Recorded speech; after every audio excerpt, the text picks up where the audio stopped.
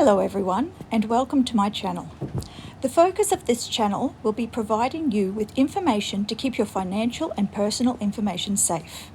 This will include tips about identifying and avoiding scams, securing your personal information, including protecting your computer and devices, and minimizing the amount of data that is collected about you while you go about your daily business.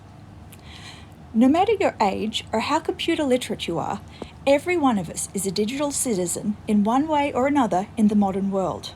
And it may surprise you to know that the number one scam delivery method that is costing Australians the most money is the humble phone call. I should clarify here that I am approaching this subject from an Australian perspective, but I hope that a lot of the information provided will be useful to you, no matter where you are located. According to the ACCC, or the Australian Competition and Consumer Commission, Australians lost over $3 billion to scams in 2022 and $2.7 billion in 2023. ScamWatch, which is a part of the ACCC Anti-Scam Centre, reports that over $73 million has been lost to scammers by Australians in just the first quarter of 2024. I will pop all the links to those websites in the video description. The majority of the money was lost to investment scams, usually delivered by phone call. Yet less investment scams were reported than other types of scams, which means that people are losing large amounts of money to these scams, sometimes their entire life savings. These scammers are using sophisticated methods and high-tech tools, with AI quickly becoming the latest tool in the criminal's arsenal. In the future, I will be covering a variety of topics related to keeping your money and data safe from criminals, including scams delivered by phone call, which cover investment scams and other common phone scams, scams that are usually delivered by email or text message, such as phishing or false billing and payment redirection attacks, scams delivered via social media, which also include investment scams, as well as goods and services scams, romance scams, and others.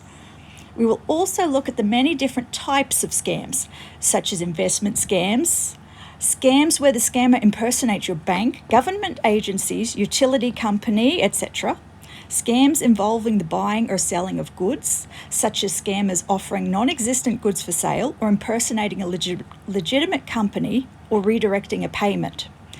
We'll also look at remote access scams.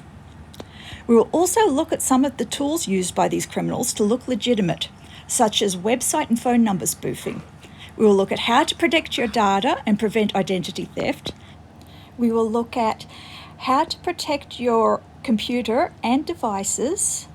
And then we will also have a look at why companies want to collect your data and how to minimize the data collected about you while you go about your daily business. Most of these topics are interconnected and overlap, but are worth looking at individually as well.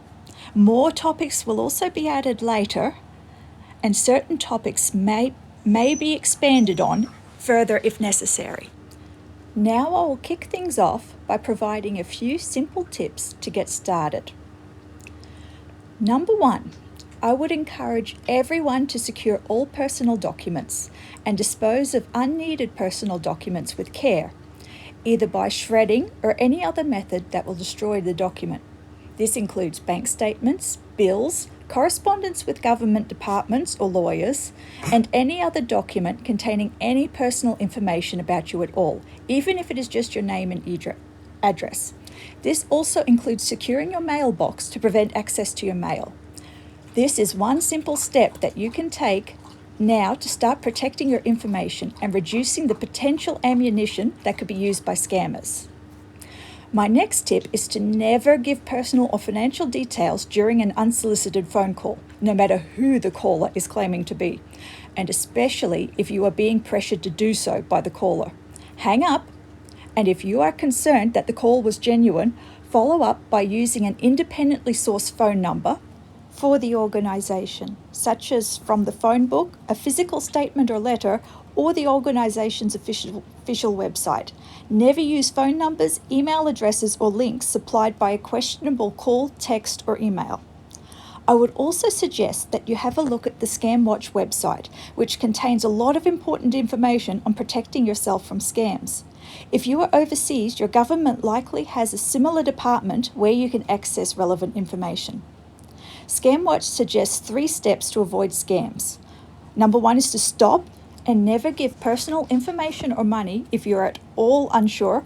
Number 2 is to think, is it at all possible that the message or call could be fake? And number 3 is to protect and move quickly if something feels wrong. Contact your bank and the relevant authorities for assistance.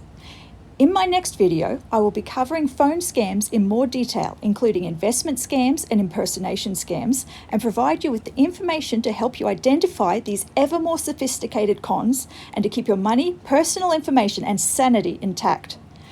Thank you for watching. I hope that this video was useful to you in some way.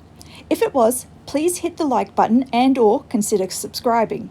This lets the YouTube algorithm know that this content may be useful to others as well, so it will suggest the video to others looking for similar content. You can also add a comment below if you have any questions or would like to see a particular topic discussed in the future. Have a lovely day, and I will see you next time.